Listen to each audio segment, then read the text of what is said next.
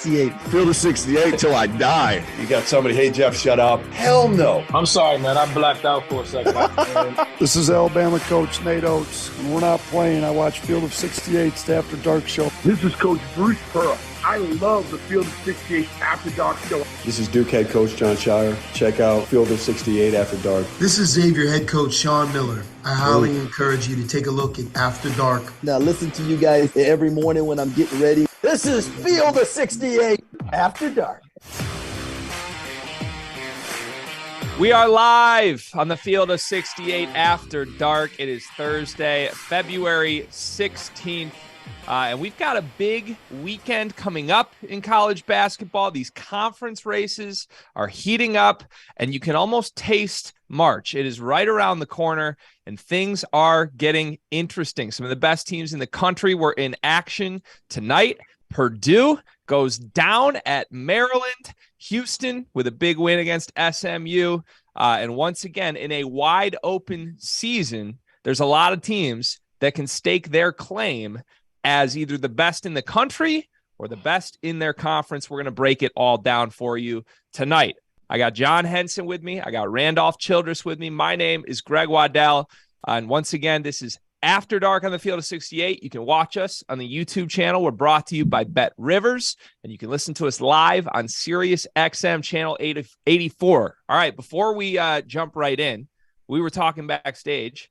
This is the first show that John and I have ever done together. We're going to work out this chemistry live on air, man. It's like they're just rolling the ball out. We're going to figure it out in the open, Jim, man. How you doing tonight? I'm good, man. Hey, how are you, man? Good to see you. I like the background. A lot going on. I like that.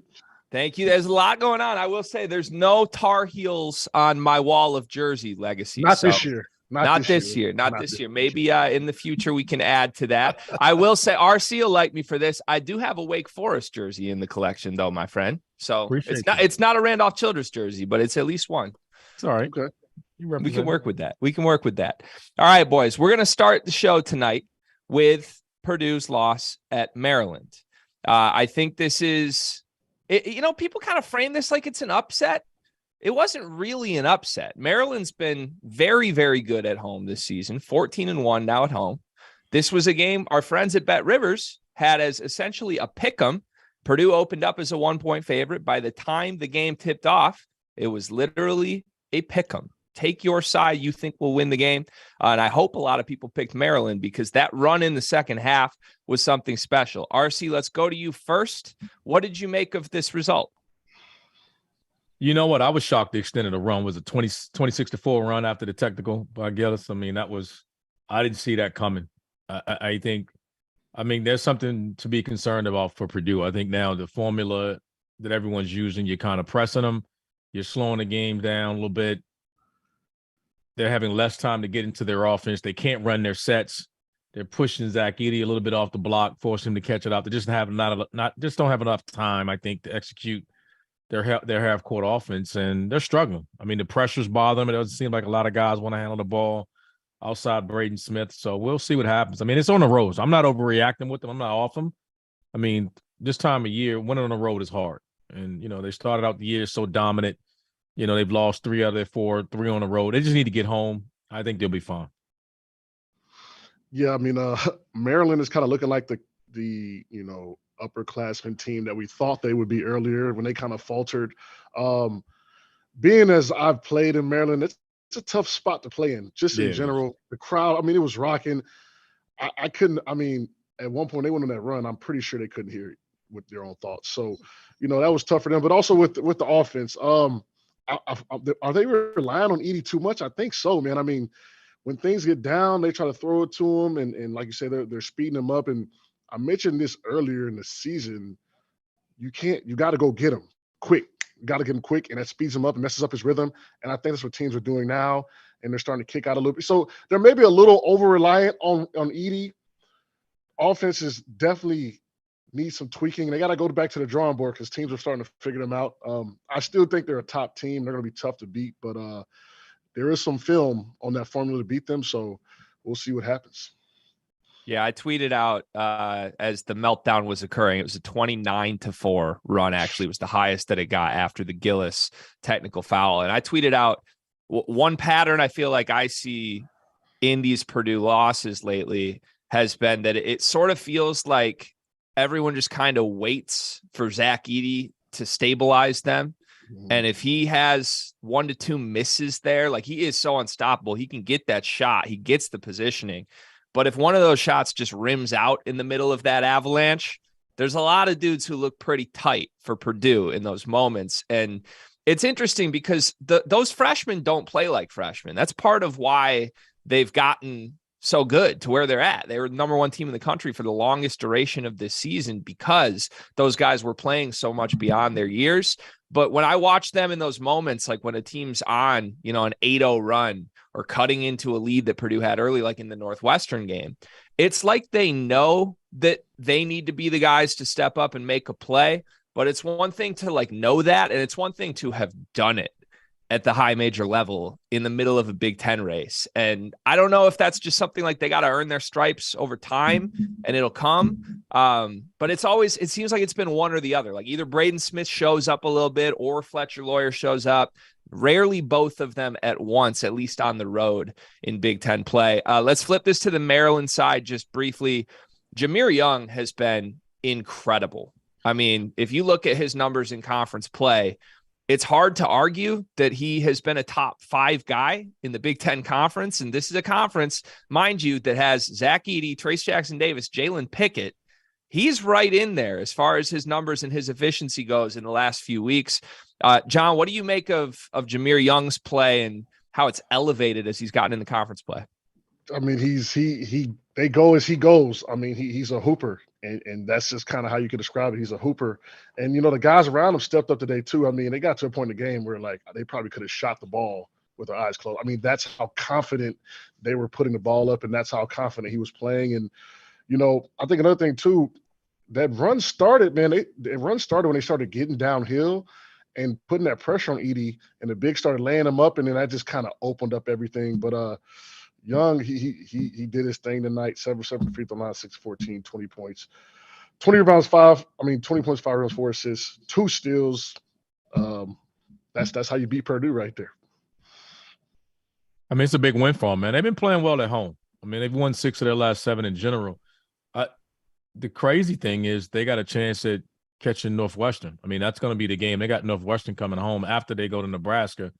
They have a favorable schedule. Mm-hmm. I mean, if you look at their schedule to go down, you can look up here and be surprised all of a sudden. Like, don't be surprised that this team, the way they're playing, they possibly could run the table. I mean, their most difficult game is going to be at home against Northwestern. They're at Nebraska. They're home against Northwestern. I'm sorry, they got Minnesota before that. And then they're at Ohio State and at Penn State. I think they got a legitimate chance. Yeah, when you run through those names. Yeah, I mean, when you look at that, like, and having the toughest opponent at home, the schedule favors them not to catch, they're not catching Purdue. I'm not saying that. But the schedule favors them to continue to get into the tournament and possibly catch Northwestern for second place. Yeah, 100%. Speaking of Maryland and speaking of Jahmir Young, RC and I got to sit down with the player of the night himself shortly after Maryland's big win against Purdue. We're going to show you that interview right now.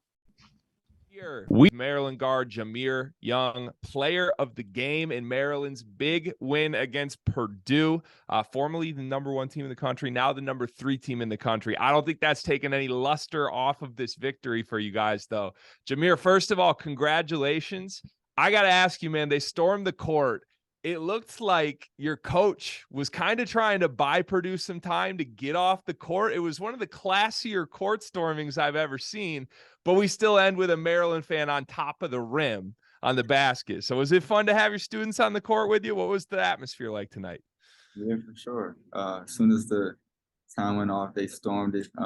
I've never experienced that in my college career. So for that to happen, especially back at home at Maryland, is a dream come true. And the fans show so much support. They love us, and we can appreciate them more. So it was just a great feeling. Jahmir, I know your story, obviously coming up for takeover. You were on that team that won the EYBL as a backup guard. You go to Charlotte, always that underdog overshadowed. Was going to Maryland always something that you dreamed of and just the opportunity provided itself and you just took advantage of it? Or How did that process work? Yeah, for sure. Growing up, I always dreamed of playing at Maryland, especially, the legacy, the history. A lot of great guards came through here. So just being able to be next and just being a part of that, something I always dreamed of. I've always dreamed about growing in Maryland. So being able to have the opportunity now, I'm just thankful for that. So in this transfer portal era, especially in the Big Ten, I'm a Big Ten fan, by the way, Jahmir. So I'm pretty well familiar with your game, with the teams in this league. I feel like I've seen a lot of guys that have transferred up to the Big Ten that have maybe it's taken them a little bit to get things going. But then even in conference play, sometimes that first conference run in a league like the Big Ten, sometimes guys just hit a wall that haven't experienced it before. If anything, you've gotten better in conference play from where you were in the non-conference. Is that just like a comfort level? Have you just hit your stride, or what's allowed you to have so much success? Coach's confidence in me, his confidence in the team is through the roof. So that definitely helps a lot. Just having the ball in my hands, just trying to figure out when to make the right plays and, playing for a while, just finding my groove, really. But I feel like it's more of a mental thing. I'm a competitor at the end of the day. I don't shy away from the bright lights. So just going out there and competing, trusting the work that I put in, especially over the summer. So it's really just like second nature, just going out and playing my game. I'm gonna put you on the spot. So are you all conference or what? Don't give me the political answer. Are you all conference or what? Yes, sir. Yes, sir. All right. I just want to make sure. You don't sound like you're trying to convince me enough, though. If I had a vote, I don't know if you're trying to convince me.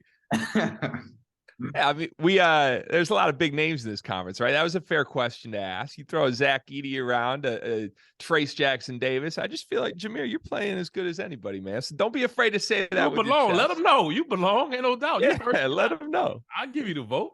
I feel you. So you're not the only person who's in their first year here at Maryland this year. Kevin Willard, your coach, also making his way over from the Big East. What's your relationship with him been like, and just your connection and going through this first year together and now finding success as a team? I know we have a great relationship. We talk often. We watch film. So we spend a lot of time, on and off the court. So he's such a competitor and I'm such a competitor, so we get along very well. And he believes in us and he believes in me so much, so I couldn't ask for any other coach to play for. You guys have won 6 of your last 7. What changed? Just having the next play mentality, not getting down on ourselves. We've struggled on the road. Just having a competitive edge. I feel like we lost it for a little stretch. I feel like we got down, but we was able to turn that around, being able to motivate each other, hold each other accountable, and really just knowing that we're capable, we can do this, and really just competing our butts off, to be honest with you. Well, I want to congratulate you, Jahmir. Again, you were the player of the night in this game. 20 points. 5 rebounds, 4 assists, and you've been playing great ball long before tonight as well. You got both RC's vote and my vote, all conference this year, my man. Keep it up, and we'll be watching, and good luck the rest.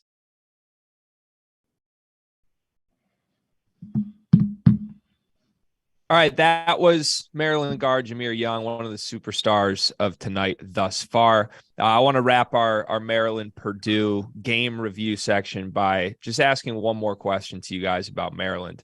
Again, you heard me in the interview. I'm a Big Ten fan. There's a lot of teams that play very similar styles of basketball in this conference.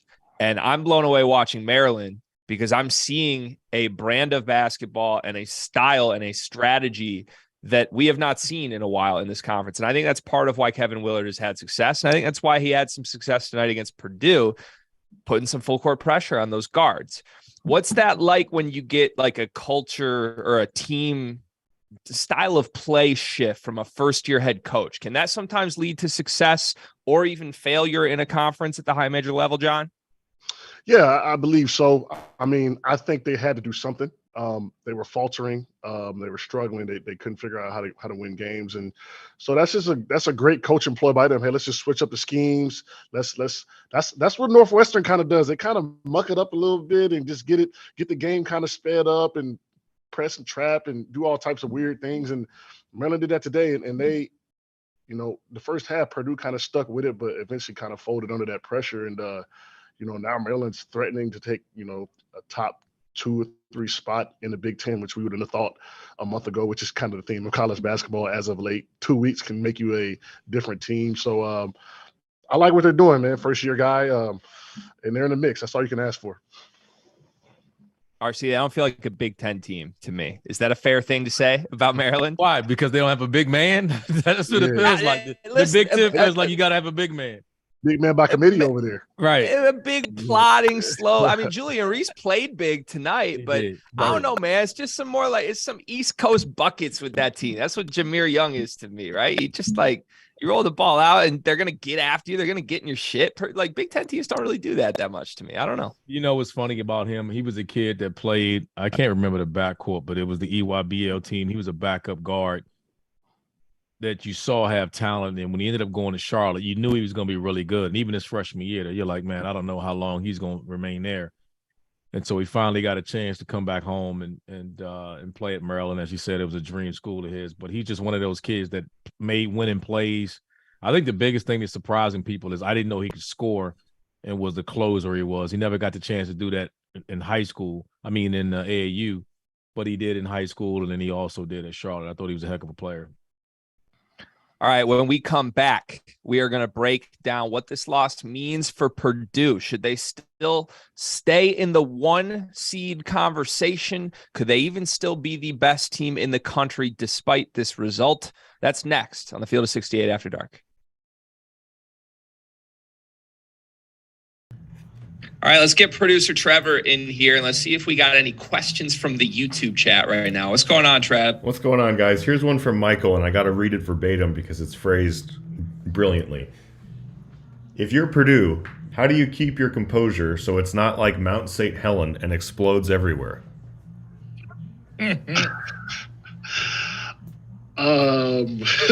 Well, easier said than done on the road. Easier said than done on the road. But if they're going to be a team down the stretch that you figure is a national championship contender, they're going to have to go into some of these hostile environments, which they have done, and win. And tonight, I didn't like how they looked down the stretch. They almost kind of I don't want to say gave up, but it got a technical, it just kind of, they folded. That's the best thing I said. They folded tonight. I was shocked with the Tech too. I was super shocked that Mason Gillis got the Tech. I mean, he's just such a team guy. It seemed like there was some frustration.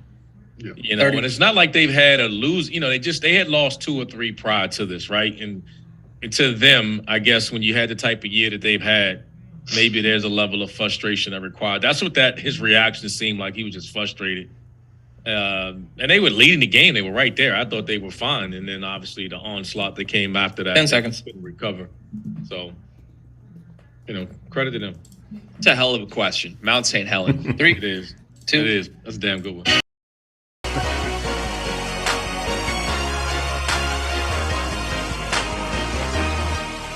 We are back on the Field of 68 After Dark, Thursday night edition. Randolph Childress is here. John Henson is here. My name is Greg Waddell, and we are taking your questions in the commercial breaks, by the way, on the Field of 68 After Dark. Go to the YouTube channel, click subscribe while you're over there, and jump in the comments. You can listen to us live on Sirius XM Channel 84. We appreciate you if you're listening to us there. And gentlemen, I want to talk about who belongs at the top of this sport right now. And this will carry over a little bit from our previous segment because we have to have a bit of a Purdue dialogue. This has been the number 1 team in the country for longer this season than any other team in the sport. They are also a team that came out of nowhere, essentially. Now, that's not to say they weren't good. They didn't have some good returning pieces, but this was not a top 10 team in the country preseason.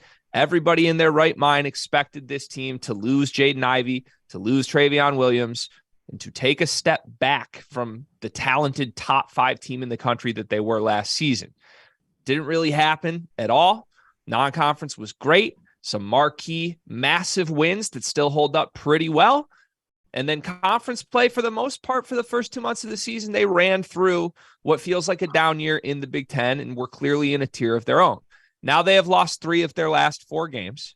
We talked a little bit about the inexperience in the backcourt, but even stepping back from a broader standpoint with this team, I looked at who they've beaten in Big Ten play, guys. They're 1-3 against KenPom top 30 teams in the entire conference season.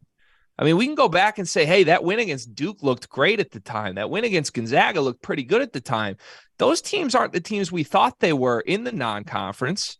And in the Big Ten, they're not really even getting too many opportunities to play teams that are going to be national contenders in the NCAA tournament. And when they do, they've really struggled in those moments. So RC, tell me if I would be wrong to completely jump ship from believing that Purdue could potentially make a run in March.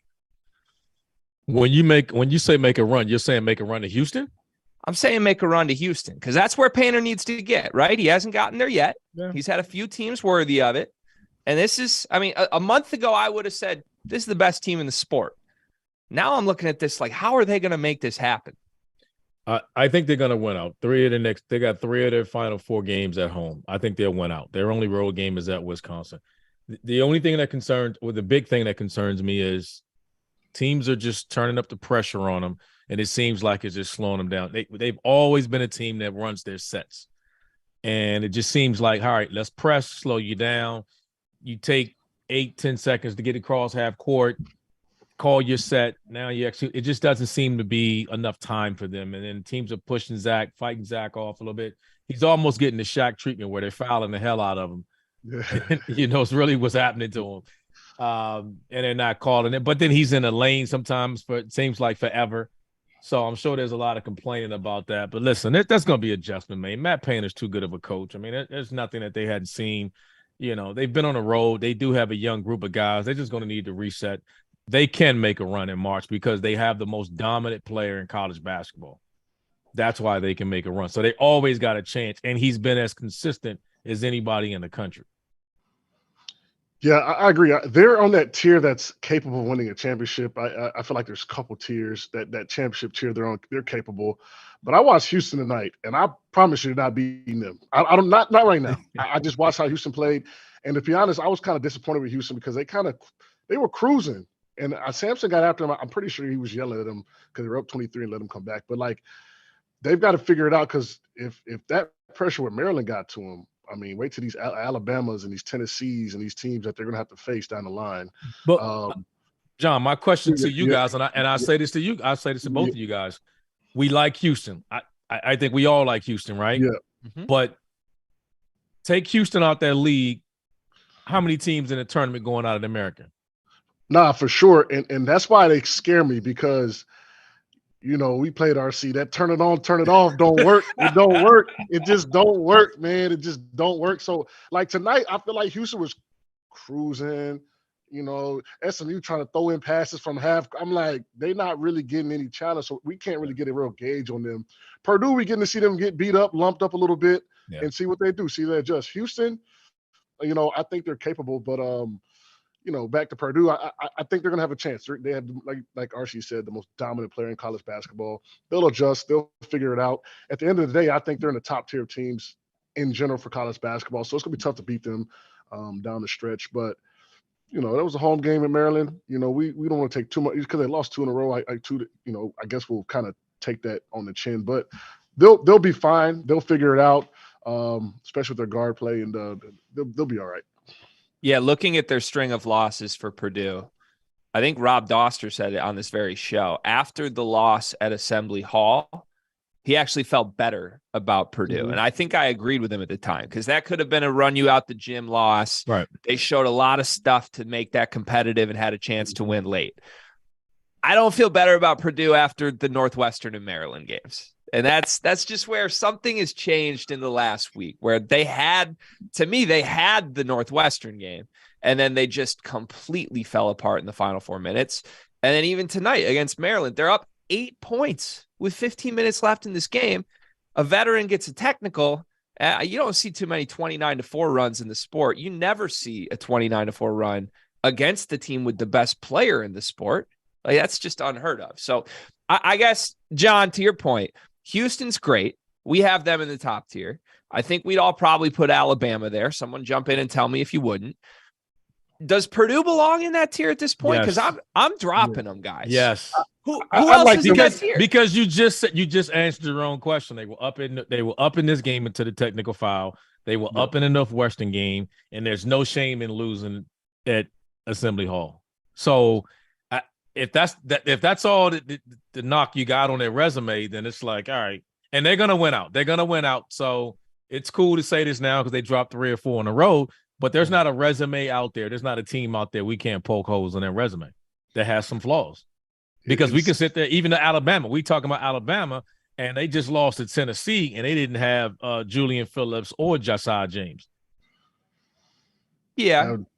That's very, very true. Hey, I just who it's going to be, in my opinion, I think the team that's playing the best at the end is going to probably one of these top 10-ish teams that's playing the best is probably going to go the furthest and win. That's why I don't like Purdue losing these games or dropping these games. I think the tournament is going to be important this year to see what teams are firing on all cylinders. Because when you go to after Purdue, you got UCLA, maybe Kansas, Texas, Virginia, Arizona, Baylor. Like, I don't know. Houston's going to be fun. I don't think there's going to be any Cinderellas per se, but I mean, you could get like maybe Xavier or Miami stuck in there with a Baylor, like just because of how the games, how college is going this year.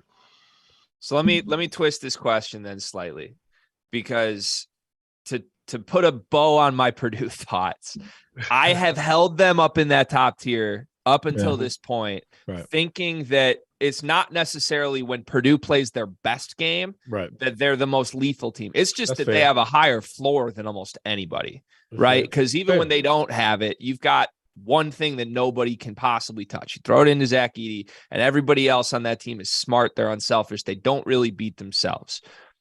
My thing now is that I think that floor is dipping a little bit. And it's because in these high leverage situations, they've shown a lot of cracks, and they're starting to show those cracks consistently. So to put the twist on that, rather than saying, okay, who deserves to be in the top tier? Who deserves to be number one right now? Who's the team that when they play their absolute best game, let's say every single team in the country plays their best game. Who's the best team in the country to you? I'll go to you first, John, but I want your answer on that too, RC. Ooh, I mean, I got to go Purdue. I mean, Alabama, I don't know. I'm going to go, I guess I'll go Purdue, but I like Alabama as well. But best game, I got to go Purdue because you get Zach Edey down there dominating the interior, and you have one of those games where he's also kicking out and they're hitting threes. I don't know what game it was where the kid hit 9 and something like that in the first half, something crazy. They're unstoppable. Alabama has its flaws, Houston does too. But when Purdue's firing all cylinders, they're tough to beat. So I will go Purdue. RC? I like Alabama, and I would love to see how this UCLA team is going to look with a consistently and a healthy Amari Bailey available.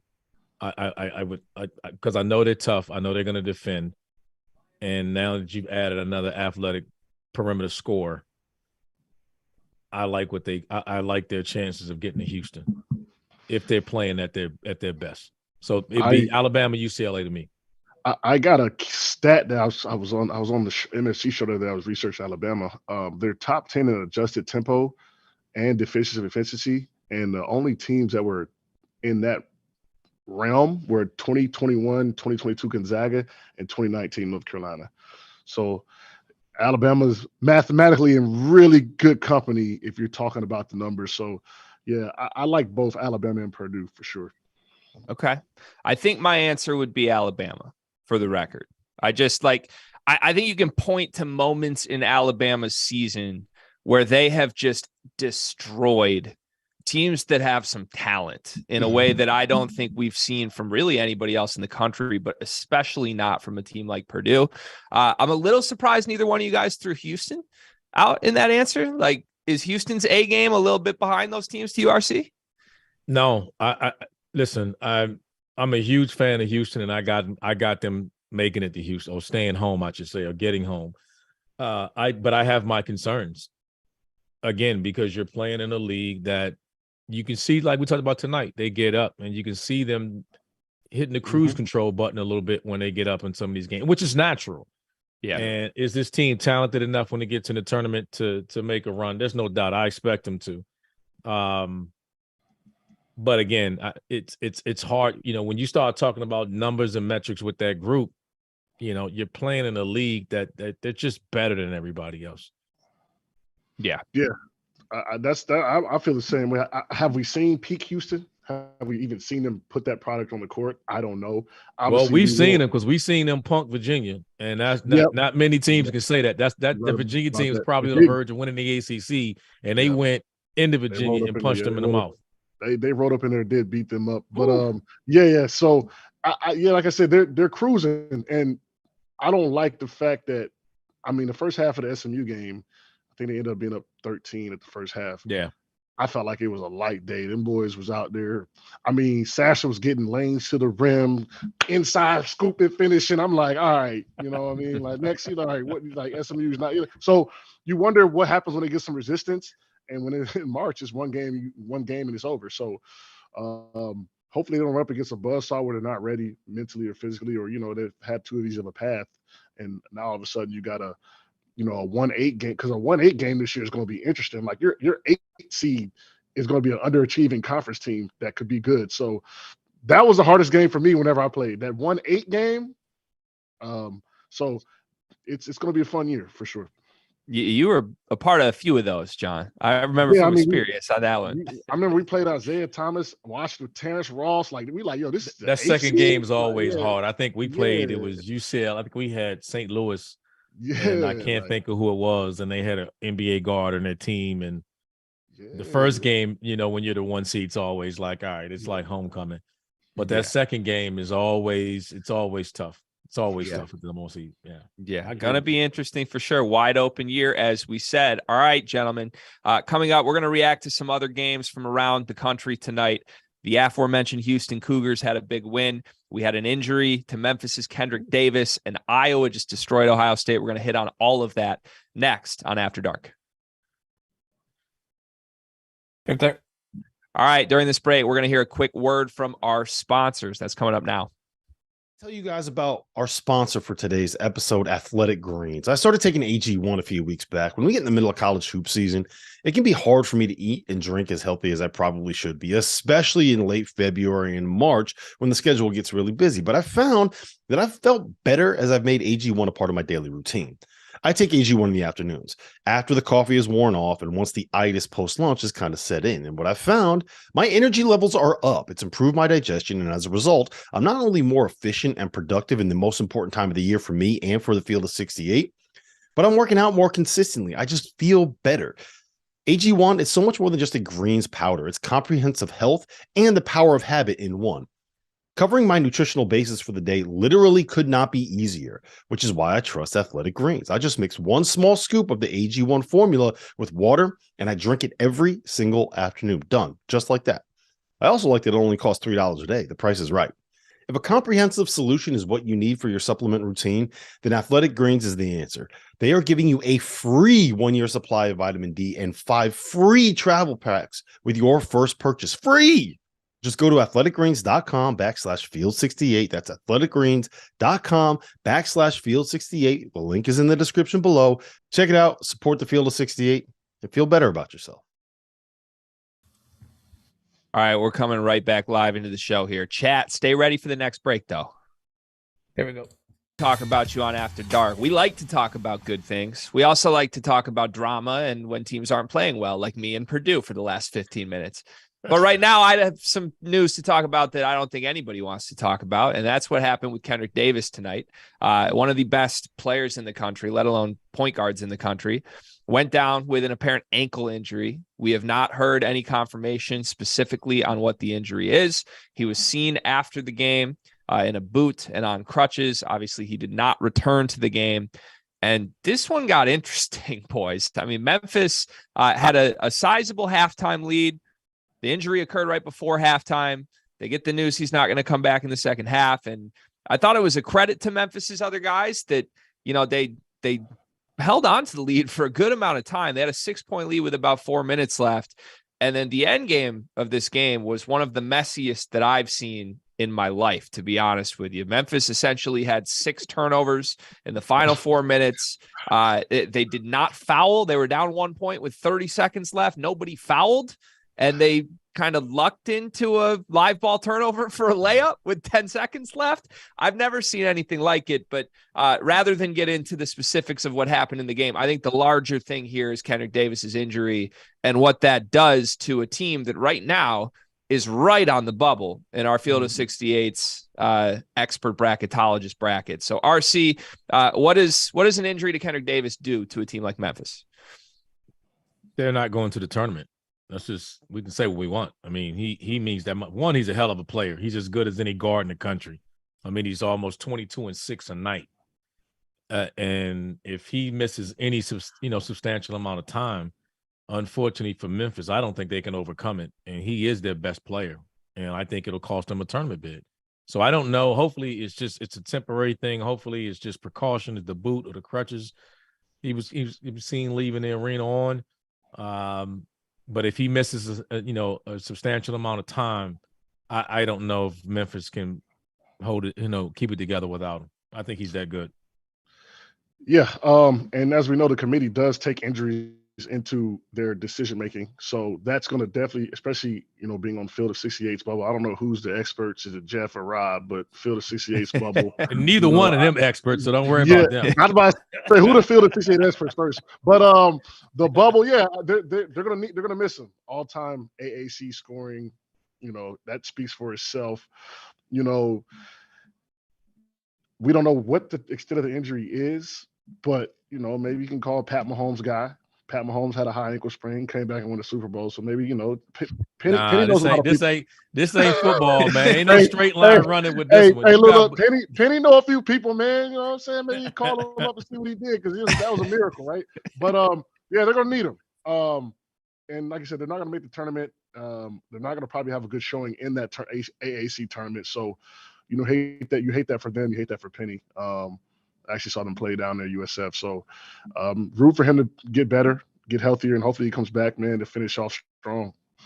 Yeah, if either one of you can give me some inside information on if Penny has access to the Kansas City Chiefs medical staff, let me know. I'll place a sizable bet immediately that Memphis ends up making the NCAA tournament. And just for the record, John, it was flattering for you to use that term, but the word bracketology experts and Jeff Goodman, Rob Doster don't belong in the sentence there. No. I will say we do have some actual experts on our Fielding the 68 show every Monday and Friday. We've got Andy Bottoms, we've got Brad Wachtell, we've got Lucas Harkins, we've got Rocco Miller, guys who do this for their job in Bracket Matrix. They're pretty high up on the ranks. As long as Jeff and Rob stay out of the room.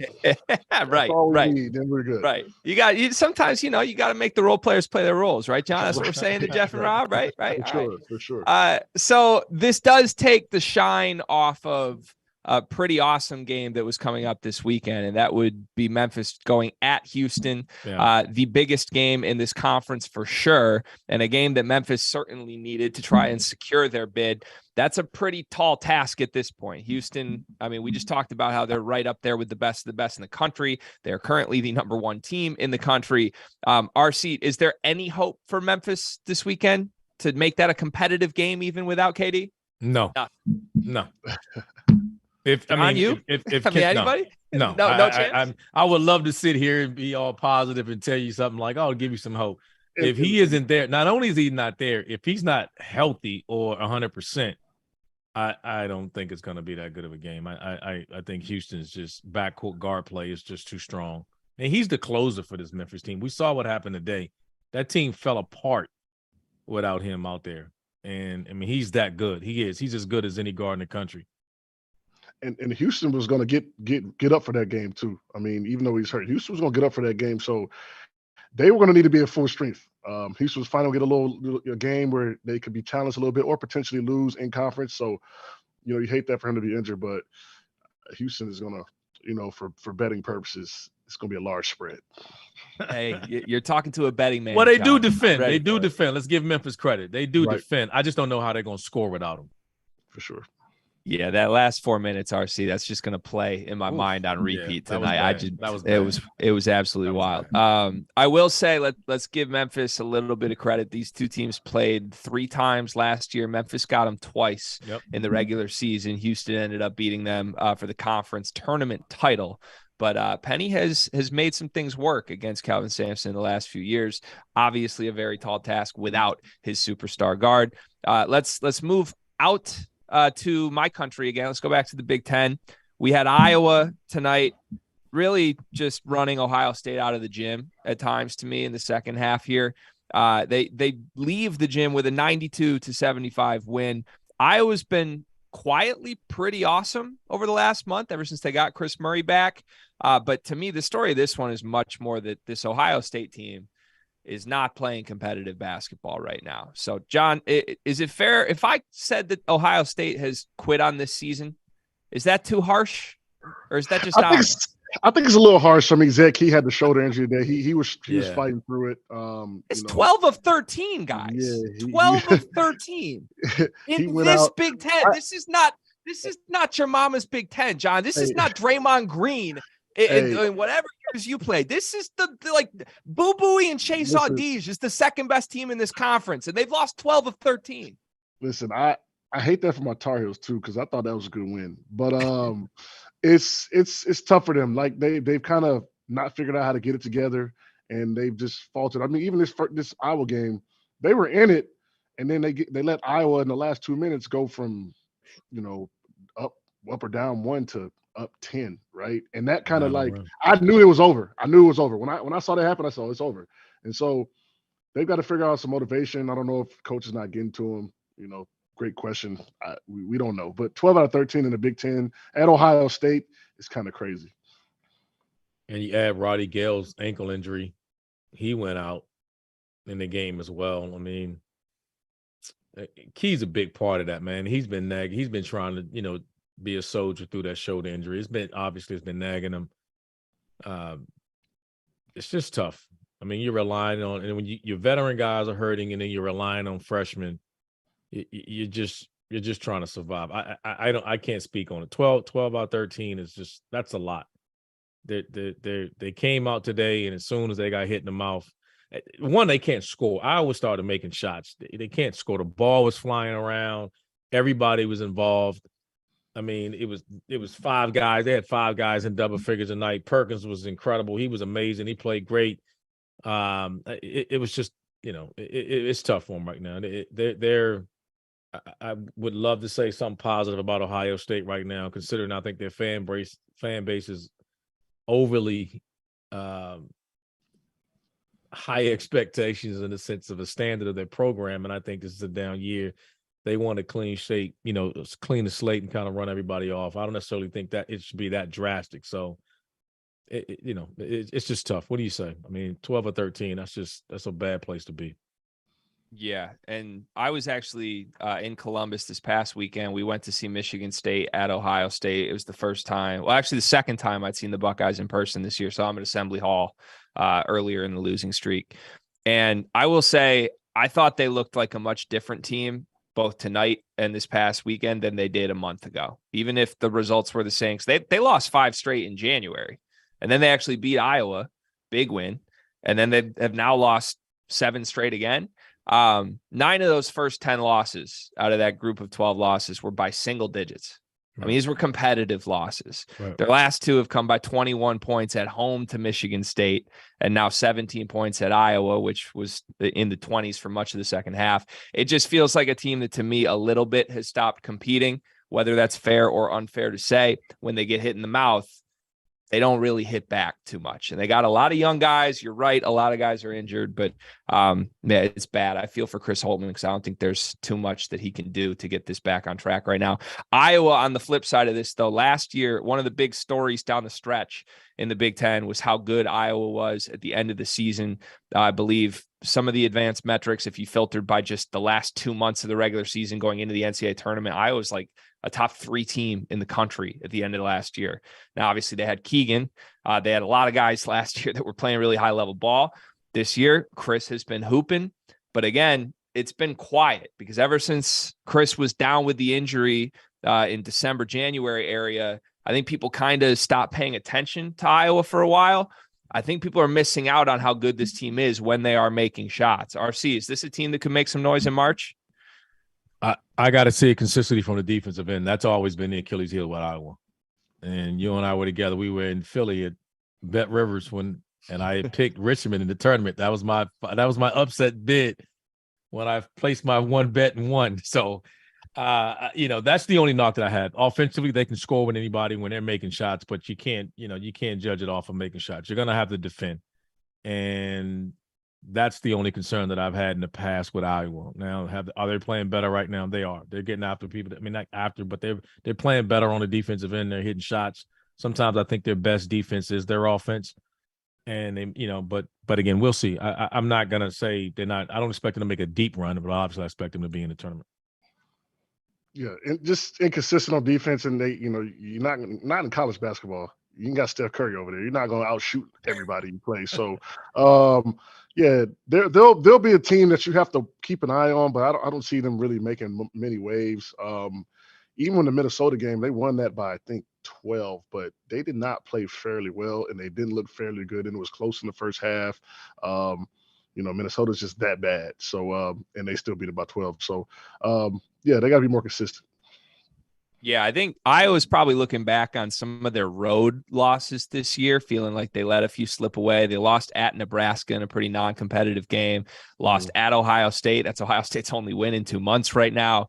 Not that would necessarily swing the resume too much, but it kind of a team that plays to their competition, probably because of the defensive side of the ball. I did throw that stat out there earlier in the show. I already got some Purdue fans in my mentions about it, where they were 1-3 against top 30 teams in conference play. Iowa is the flip side of this. Iowa is 5-1 against KenPom top 30 teams in Big Ten play. So they have had some success against the best of the best in that conference. We will see if it translates to the NCAA tournament. All right, coming up, the final segment of the show, we're going to talk some conference title races. We got the odds pulled from Bet Rivers. We're going to go to the Big East, the Big 12, and the ACC, and we're going to tell you who will win those conferences. That's next on After Dark. And you're clear. All right, let's get Trevor back in here. Trevor, what's going on?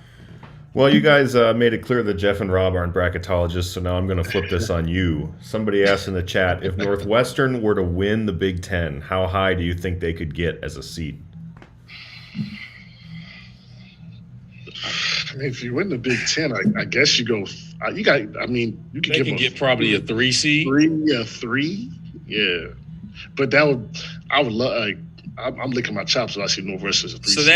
that includes, that would be wins at Illinois, at Maryland, and at Rutgers in the Final Five. I mean, that's enough to move the needle. So I think you're probably right, up to a 3 seed. Very true. That's not going to happen, for the record. No, it's not. It's not. That's enough Western alum asked that question. Just wishful thinking right now. Just happy as hell there in second place.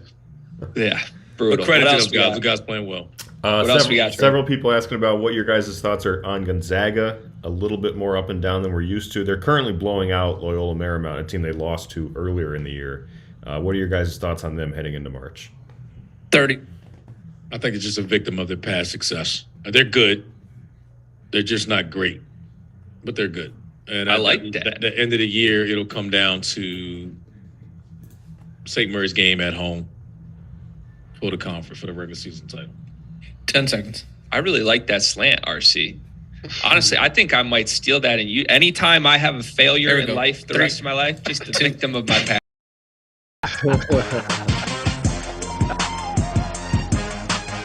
Welcome back. It's the Field of 68 After Dark Thursday, February 16th. We got RC, Randolph Childress. We got John Henson, and my name is Greg Waddell. About 10 minutes left in the show here. We're going to go right to it. It's conference title prediction time. I'm going to throw you 3 teams that are at the tops of their conferences, still in a race to potentially win it. I'm going to give you their odds from Bet Rivers, our friends, and then you're going to tell me who will win this conference. Bonus points if you want to play the betting game with me and say who you would bet on to win this conference. Let's start in the Big East, where Marquette is the current favorite. They are minus 335, meaning you bet $335, you win $100 back at Bet Rivers, followed by Creighton, plus 300, followed by a long shot, Xavier. Notice I did not say Rob Doster's UConn Huskies. John Henson, we're going to you first. Who will win the Big East? For I'm on a betting show. I'm on a betting show as well. For the value, I got to go Creighton. Plus 300. Plus 300. Plus 300. If we're doing betting value, I go Creighton. But I'm gonna have to say Marquette if the line's minus 320 is juiced. That means they're probably gonna take it. Vegas usually isn't wrong on these things, to be honest. This is true. RC. I mean, you were a betting man with me in Philadelphia last year, as you alluded to. Yeah. We talking you into Creighton here, plus 300? No, I don't like their remaining schedule. I'm not jumping on that one. I still think you're sleeping on Providence. So I'm betting the long money. I'm coming in with a big one. You didn't even put them in it. I think Marquette will win it. I think their schedule is, outside of this game at Creighton, I think they're favorable. I don't think they're going to get much resistance in the other 3 games. I still think Providence has a chance. Their hardest game will be at UConn, but all their other games, they just got more games at home. Yeah, that's big. Schedule certainly feels like it decides a lot of these races at this point.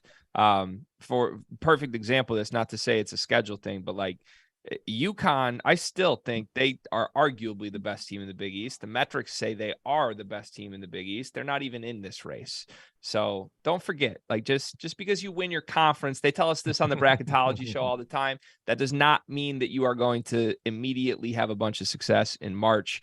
It is a great thing to hang a banner for, though. I'll tell you that. But I'm with you guys. I think I would jump on Creighton and just hope there's some chaos, but it's hard to look at that Marquette schedule and feel confident that anybody's going to catch them when they've got a game on. Those teams trailing them right now. Yep. All right, let's move to the Big 12, which has been my favorite conference to watch this season and my favorite conference race to watch as well. It's always a fun game to play in the middle of a season.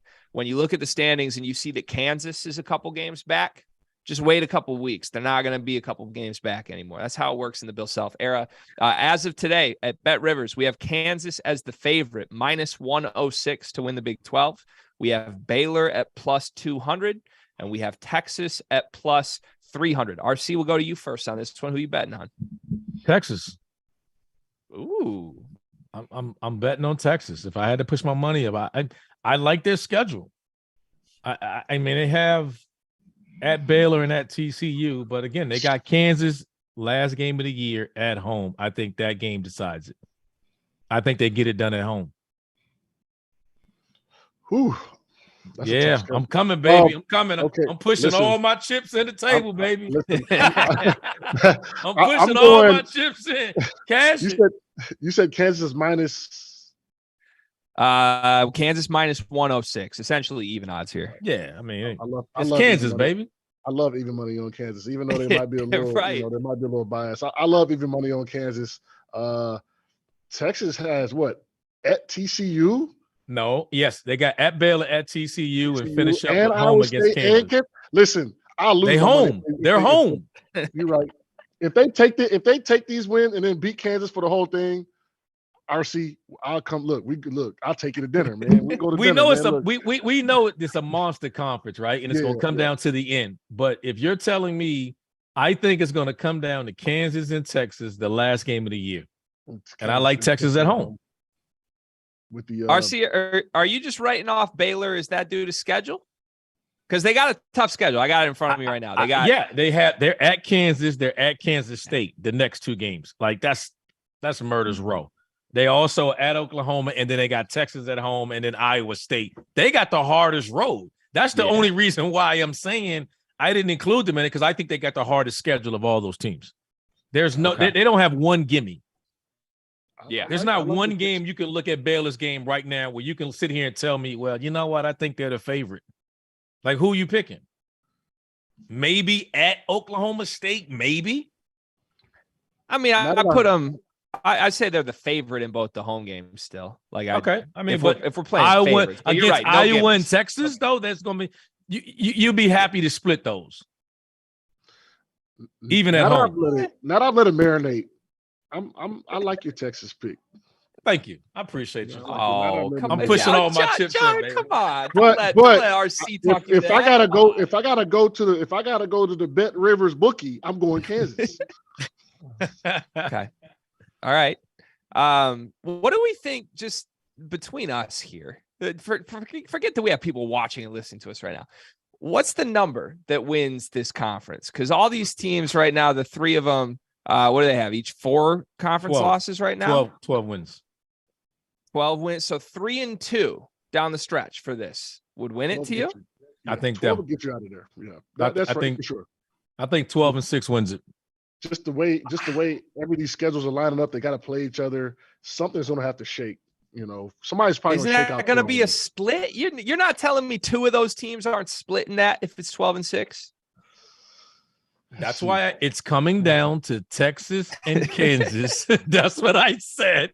Man, that's what it's coming down to me. Yeah, it is, because I think Baylor's schedule is just brutal. I think they got the hardest row. Iowa State is already back a game. I think it's gonna come down to Texas and Kansas. Okay. And I'm only picking Texas because they're home. Okay. I think one of those 2 teams needs to go 4-1 down the stretch. I'll say that's that. gonna be a fun game. That's too, impossible if it comes down to it. Because both these teams have 3 at home. I believe you just win the home, you split one of the roads. I think that's what you got to do. We don't do split banners here, RC. That's not what we do. I think Kansas has to split this Baylor TCU, and then they got to win out. They can do that. Yeah. They got to win out. It could happen. All right, I'll if you guys are both going to give me Kansas, man. Give me Bill Self. Come on. Just take the house money. You just taking the easy money. You like to deal at the blackjack table, man. You like to deal at the blackjack table, man. It's tied, and you want to give me Bill Self at even money? Come on. Come on. We know how this ends. We've seen it 1,000 times. All right, we're going to the ACC. I made you guys wait until the final minute and a half of the show to make you give a prediction in your very conference. Who's winning this conference? Virginia, -190. They're the favorite, but there is some juice. We got Miami at +280, and we have Pitt at +350. They didn't even write the odds for North Carolina or for Duke, John Henson. That's insanity. Who are you betting on? I mean, that'd be a donation if they had odds on North Carolina. But I'm gonna probably go. I was trying to pull up Virginia's schedule. I mean, I'm gonna have to go UVA. Notre Dame at BC, and they at your boys Chapel Hill. Yeah, I mean, home against Clemson and Louisville. Yeah, I think we talked about UVA's schedule being a little favorable toward down the stretch. I think that UVA is going to take this. I mean, at North Carolina is going to be interesting, but North Carolina might be out of it by then. So that'll be interesting. Yeah, I'm going to go UVA. Was it -190? It was -190. I've also been told that I have to cut you off. So, RC, we're getting your answer in the afters in just a moment because I made you wait the entire show and then I cut you off like the ball hog of a host that I am. Ladies and gentlemen, thank you for listening to us tonight on the Field of 68 After Dark. This was Randolph Childress. This was John Henson. I'm Greg Waddell. Join us for the afters. We'll be taking your questions next. And you're clear. All right, RC, I actually want your answer, man. I need to hear this. Is it just Virginia? It's Virginia, right? Isn't it Virginia? No. No? You know what? If I was gambling, I'm splitting the pot. I'm going Virginia and I'm going Pitt. Right. Wait, Pitt? What's Pitt plus what? Pitt had the biggest. Pitt was plus 350. Yeah. It was plus 350. Yeah. Compared to Miami 280, though? Yeah. Miami's damn good. Wow. Plus 350. Bet 100. I mean, it's good because you know what it is? Just like the Texas and Kansas situation. I think it's going to come down to. I think Virginia has the easiest road, but It comes down to Pitt and Miami, the last game of the year. But it's at Miami. Yeah. So that's why you should put your money on Miami, is it not? True, but I'm going for I'm gambling here, baby. I done already won. I done won big already off my Texas Kansas bid. So I done put that in my pocket to go home with. So now I'm just trying to get, I'm just trying to hit one big before I leave. That's all. Listen, shoot or shoot, RC. Yeah, Listen, I gotta go for it, baby. I'm hot. Yeah, I'm hot. I know you got a little bit of a different you got a different skill set as far as a shooter goes to me, my friend. My shooting is when I'm at the blackjack table, man. Split the tens, give it to me. I don't care. Let's rock. Listen, I would go Miami just for the record. And I forget if it was, I think it was URC. Was it you? No, it was TO last year. TO keeps screaming to everyone. He picked Miami to the Elite Eight last year. And he doesn't want us to forget about Miami this year either. Man, they're good right now. 5 straight wins. The best team in the league. Yeah, I like that team a lot. Maybe the best team in the league. Let's bring Trevor back in. Trevor, what do we got going on? Anything good in the chat right now? Well, there's a lot going on in the chat, as there always is. Let's keep the betting angle going real quick. We had somebody ask, RC or John, were you ever aware of spreads while you were playing or felt any pressure to cover from a fan? First of all, when I was playing, I don't even know sports betting was like an underground illegal thing. So no comment. Now I would get. I remember one game specifically. I'll give you a story. It was against Washington. We played in a tournament, and we were up 3 or 4. I can't remember. But at the end of the game, I knew we were going to win, so I goaltended Isaiah Thomas's shot from 3, but the clock had ran out. So I got these crazy angry, what are you effing doing? Why would you even touch the ball? Because I'm guessing the spread was somewhere around if I would have got the goaltend. You know what I'm saying? So, that's when my first time being aware of, wait, people really are really into this gambling thing. Because, my Facebook inbox was going nuts. So, I had no idea. Can you imagine how much worse that is for people today now that it's just legal everywhere? Crazy. Well, think about it now, you're watching Sports Center, right? Pat Mahomes watching Sports Center, wait a second, I'm an underdog? Yeah. You know what I mean? So it's interesting. I don't know how, when I was playing 2 years ago, I never really noticed it. But then again, I wasn't really watching, I would watch games. I wasn't watching sports or anything because I kind of needed to decompress, so. You never did it because of coach and everything else. Just like we talked about just a year ago, how you had to help me gamble when we were at Bet Rivers last year because I could never do it.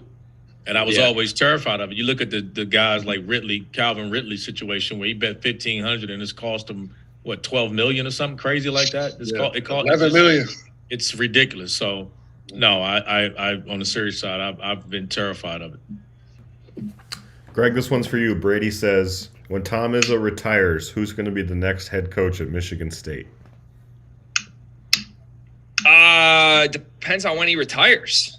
I think is the honest answer. If it's 10 years from now, I think the pool's completely different than it is if it's 5 years from now. I think if Tom Izzo has any say in this, and he will have a say in it, it's going to be Dwayne Stevens, his boy, who was on staff for forever and is in his first year at Western Michigan this year. Now, he needs to stay afloat long enough for that to be a viable solution, but I think he will be able to, and I think Izzo will have a lot of pull when that decision comes around.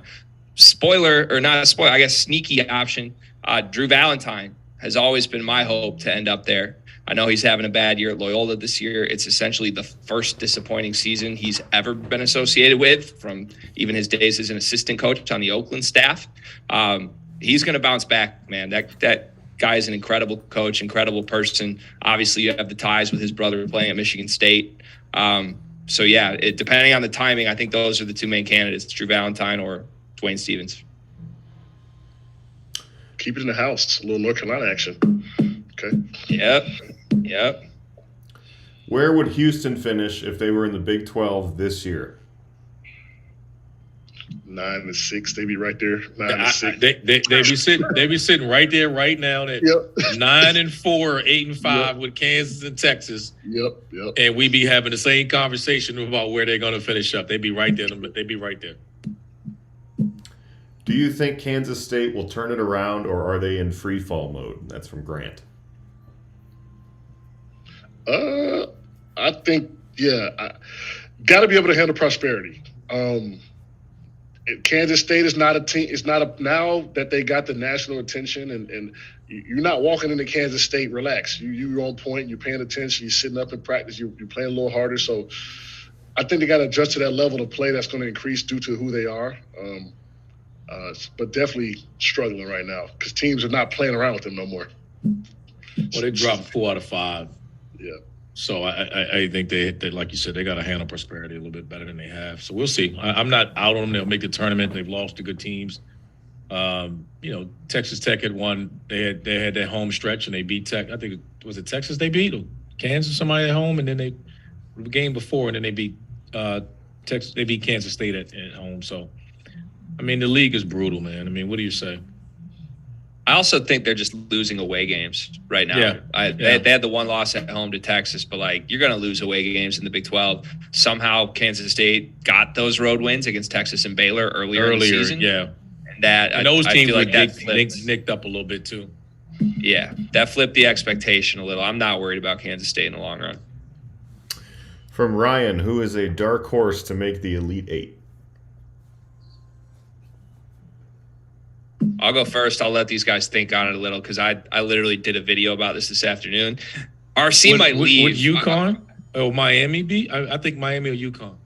Miami would be. RC might leave the room when I say this. I think Northwestern could make the Elite Eight. Man, get the. I do. Come on, man. I really do. Stop I really do. Dude. Stop. RC, There's no way you believe that. What is that backcourt nationally? That's like a top 6 backcourt in the country, is it not? No.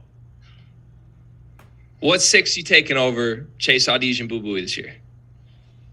Give me Miami's backcourt. Give me NC State's backcourt. Give me Baylor backcourt. Give me Houston's backcourt. That's 4. Carolina's backcourt. You're running out of names here. No. I'll even take Virginia's, but I'm trying to think of somewhere. Maybe UCLA's. I can make the argument of Arizona's. Yeah. I mean, that's tough. Put some respect. Listen, man. They're good. They're top. They're at the bottom. They're 10-ish. They're at the 8 but they're good. range. But it's not just that they're good. It's that they're good because of what those 2 guards are doing, and they're good because everybody else's backcourt I just named. No, when you talk about Arizona over them, Arizona's good because they got Azuolas Tubelis, Umar Ballo. That's true. They're not the reason why. I give you that. Yeah. They're all. If you put anybody else. They're good. I'm not ready to say they're gonna make a run to Houston. That's all I'm saying. I'm stopping short of Houston. Just Elite 8. Okay, Not Final Four. Just Elite 8. You might as well. If you get to the Elite 8, you can make Houston. Get out of here. For betting purposes, it was interesting because I talked about this on the show I was on the other day. UConn has like the 4th or 5th most odds to win it. Yeah. Even though they're just outside of the top 10. So I don't know what Vegas is looking at, but I would say UConn is probably the dark horse, Elite 8 team. There's an interesting number that they put out. Why would they be 4th, 3rd, or 4th or 5th odds? Being it, we're not considering them. If their guards play well, yeah, they got it. They got as good a chance as anybody. I just don't know. What do they do when their guards struggle? Yeah. I'll also. I mean, the timing of this is horrible, but if we get some good news on Kendric Davis, I'd listen to a Memphis run. I really would. I think that team's all right, man. I mean, 20-6. The whole Penny Hardaway's tenure has been a lot of buzz and headlines and drama, and then I think that's kind of hurt his teams a little bit in the past. This year, it's just quiet, pretty good basketball with a damn good point guard, and I think that bodes well for them if he can come back healthy. They're going to defend their ass off. They're going to compete on the defensive end, no matter who they're playing. I only worry about them scoring, and they had a bucket getter with Kendric. I mean, there's no doubt about it. He could get you a bucket any way you want it. Yep. That's a fun question this year specifically, though, because, like, doesn't it just feel like a year where there's going to be some out-of-nowhere team that does make that run? It's definitely going to be somebody. This will be as hard of a year to predict the Final Four or a champion. I think it'll be someone coming out of the blue because everyone has flaws. And I mean major flaws. Yep. All right, what else we got, Trevor? Any more worth getting to? This one's worth it. Who's more likely to get a T late in a close game, RC or John? Oh, me. Sure. I had a run in. I had a good run in the NBA where I was getting tees. Then I looked online. I seen how much money I lost. Yeah, and that stopped very fast. Yeah. So once you start, RC's fiery, man. I just kind of, I say a little something. You get the Rasheed Wallace tech, just staring the rep down, looking at him. I'll say something slicker. I've told the ref call the tech on me. I just call it. RC might get tossed, man. Nah, I ain't gonna get tossed, but that's some serious money. I ain't trying to give a lot of it back. But I'm gonna get my money's worth. Let's say that. Once I know I'm getting it, I'm getting my money's worth. Nah, for sure. Let's see. If Seton Hall beats UConn again, are they a tourney team? They play this weekend. I think they got more work to do still. Yes. That's what the bracketology guys told me, at least. They're kind of they need to make a run in the tournament. They would need to win that game, but also they need a couple of games in the Big East tournament. For sure. Now they go 2-0 their next two though, at UConn, home against Xavier. Then I think that's a different conversation. So opportunities are there. All right, chat's unhinged. Let's go to toasts. All right, toast of the night. I brought a Yeti cooler, gentlemen, so don't feel obligated to bring any spectacular beverages out tonight. Let's go to RC first. RC, who you got? North Florida, man, 114 tonight. Double OT had 92 in regulation, man. Nice. Cheers.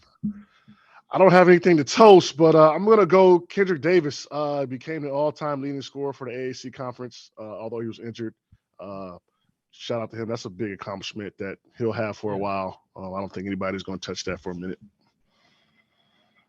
No. Cheers for the record. We'll do the full cheers. For that. I'm going to look ahead with my toast and also get a little serious here to end the show. So I was supposed to host Monday night, I believe it was. And for those that don't know, I'm a Michigan State alum. As that situation was playing out, very shaking to all of us. Great post, by the way. Thank you. I appreciate that. But yeah, I mean, it's just insane that this is the world we live in. And I won't get too more into it. I've said enough about it already, but my thoughts and prayers are with all those people. And we need a lot more than thoughts and prayers. But it's been a tough week. It's also been a very powerful week. Tom Izzo came out and had some great words at the vigil last night. I've really never respected him more than hearing what he had to say. And, looking forward from a basketball sense, Michigan State goes at Michigan on Saturday.